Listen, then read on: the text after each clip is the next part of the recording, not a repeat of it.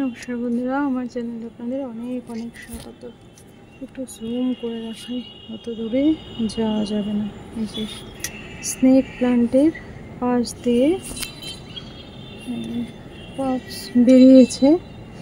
গাছটিকে রিপোর্ট করাটা খুব দরকার, বুঝতে পারছেন আশা করি। এই যে স্নেক প্লান্ট, তার পাশ দিয়ে এই যে পাপস বেরিয়েছে। একদম সুন্দর এই পাতাটি, পুরোনো পাতাটি একটু এই যে গোড়া দুটো দেখায়। এই যে পাপস বেরিয়ে গেছে, এখন রিপোর্টের অপেক্ষা। স্নেক প্লান্টে এটাই সুবিধা, আপনি একটা গাছ থেকে পাতা কেটে নিচ দিয়ে পাপস বেরোবে, প্রচুর গাছ করা যায়, প্রচুর। তো এটিকে রিপোর্ট করব, আপনাদের সঙ্গে একটু শেয়ার করে নিলাম।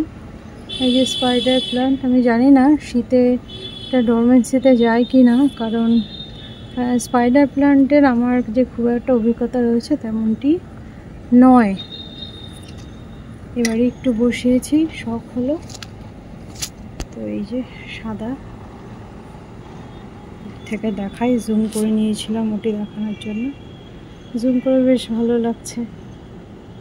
অ্যাকচুয়ালি ফুল তো এগুলো হচ্ছে ব্র্যাকেট।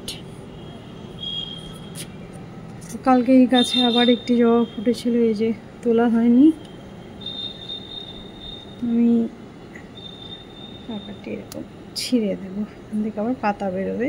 এই যে আরও একটি ছোট্ট কুঁড়ি এসেছে, আরও আসছে।